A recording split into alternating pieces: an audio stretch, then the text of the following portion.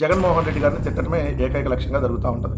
ఏదో ఒక దుష్ప్రచారం చేయాలి, ఇదే టార్గెట్గా మంత్రివర్గ వెంకటేశ్వర స్వామితో పెట్టుకున్నాం, పుట్టగతులు లేకుండా మొత్తం పోతారు. గుర్తుపెట్టుకోండి, దుష్ప్రచారం ఎక్కడ చేస్తున్నారు? అసలు దుష్ప్రచారం చేసేది నువ్వు కదా, ముఖ్యమంత్రి కదా. పక్కన పెట్టేయండి, మనిషి పుట్టక పుట్టినాడు ఎవడు మాట్లాడు. 140 కోట్ల హిందువుల మనోభావాలను దెబ్బతీసి నిన్న చంద్రబాబు నాయుడు గారి అధ్యక్షతన మంత్రివర్గ సమావేశం జరిగింది. అంటే కేబినెట్ సమావేశం. ఏ కేబినెట్ సమావేశం జరిగినా, లేదంటే ఏదైనా తెలుగుదేశం పార్టీ మీటింగ్ జరిగినా, ఏదైనా అధికారులతో చంద్రబాబు నాయుడు గారి మీటింగ్ అయినా, ఢిల్లీ పోయినా, దావోస్ పోయినా, డల్లాస్ పోయినా, డైనింగ్ టేబుల్ మీద డిస్కషన్ అయినా జగన్మోహన్ రెడ్డి గారిని తిట్టడమే ఏకైక లక్ష్యంగా జరుగుతూ ఉంటుంది.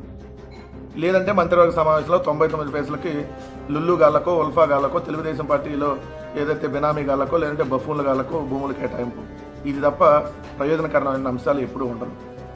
ఏదో ఒక దుష్ప్రచారం చేయాలి, ఇదే టార్గెట్గా మంత్రివర్గ సమావేశాలు ఉంటే నిర్ణయం జరిగిందని చూస్తే, ఏదైతే ఈనాడులో పెట్టినట్టు జూన్కి లబ్ధారుల చేతికి 2.61 లక్షల టిట్కో ఇల్లు ఇస్తామని చెప్పి ఇవ్వండి, దాన్ని ఎవరో కాదన్నారు.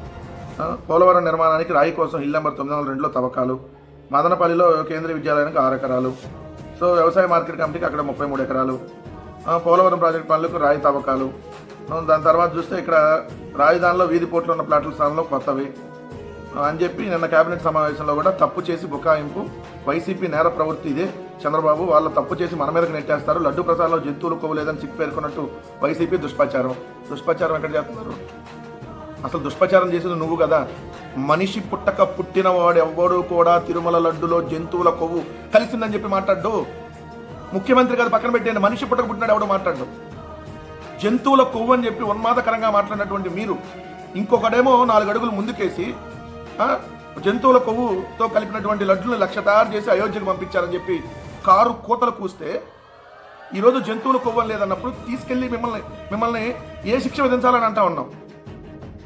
140 కోట్ల హిందువుల మనోభావాలను దెబ్బతీసి ఈరోజు మళ్ళీ నిస్సిగ్గుగా మళ్ళీ దుష్ప్రచారం, కల్తీనాయని. మొన్నటిదాకా జంతువుల కొవ్వు, వాడి కొవ్వు, వీడి కొవ్వు, లేదంటే మీ బొందలో కొవ్వు, దున్నపోతు కొవ్వు, మిమ్మల్ని మొత్తం కోసిన కొవ్వు అని చెప్పి మాట్లాడారు కదా.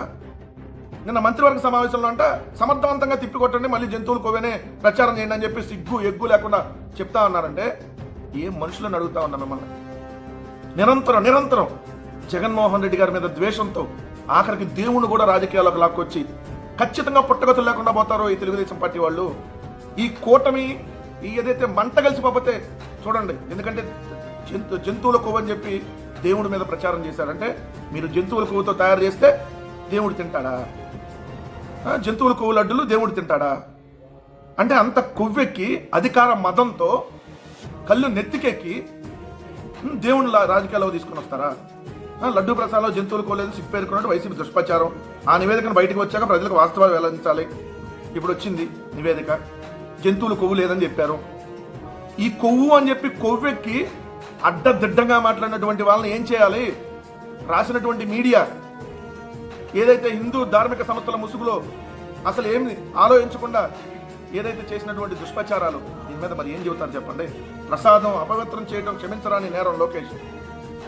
ప్రసాదం అపవిత్రం కాకపోయినా అపవిత్రమైందని చెప్పి కొవ్వెక్కి మాట్లాడటం అంతకంటే నేరం లోకేష్. దీని మీద ఖచ్చితంగా మీకు శిక్ష పడిద్ది, ఖచ్చితంగా. ఎందుకంటే దారుణమైనటువంటి దారుణాలు. ఇది నిన్న మంత్రివర్గ సమావేశంలో కూడా జరిగింది. కల్తీ నెయ్యి కేసులో ఛార్జ్ షీట్ పైన దుష్ప్రచారమే. పాలతో పని లేకుండా నెయ్యి వాసన వచ్చేందుకు రసాయనాలు, అయినా దొంగ అనేలా ఆ పార్టీ నేతల ప్రవర్తన, వైకాపా నాయకుడి క్రిమినల్, వాళ్ళ అసత్య ప్రచారాన్ని ఆధారాలతో తిప్పికొడదాం. నిన్ను మించిన క్రిమినల్ ఈ భూమి మీద ఉన్నాడా?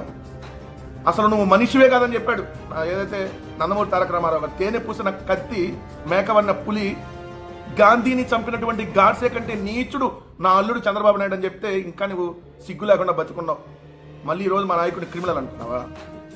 నిజంగా జగన్మోహన్ రెడ్డి గారు క్రిమినల్ అయితే ఈరోజు నీలాంటి వాళ్ళు నోటికి ఏదొస్తే అది అదుపు లేకుండా మాట్లాడతారా? ఖచ్చితంగా మీ పాపం పండుతుంది చంద్రబాబు నాయుడు గారు. శిశుపాలుడు పాపాలు పండినప్పుడు ఏ విధంగా ఒక ఉప్పెన పుట్టిద్దో, ఈ రోజు ఖచ్చితంగా నీ పాపాలు పండే రోజు అతి దగ్గరకు వచ్చింది. నువ్వు వెంకటేశ్వర స్వామితో పెట్టుకున్నావు, పుట్టగతులు లేకుండా మొత్తం పోతారు. గుర్తుపెట్టుకోండి, వెంకటేశ్వర స్వామితో పెట్టుకున్నారు ఎవరు కూడా బతికి బట్టగట్ల. మీ ఖచ్చితంగా వెంకటేశ్వర స్వామి శిక్ష విధించబోతా ఉన్నాడు. అతి త్వరలోనే అది జరగబోతున్నటువంటి విషయం గుర్తుపెట్టుకోమని చెప్తా ఉన్నా.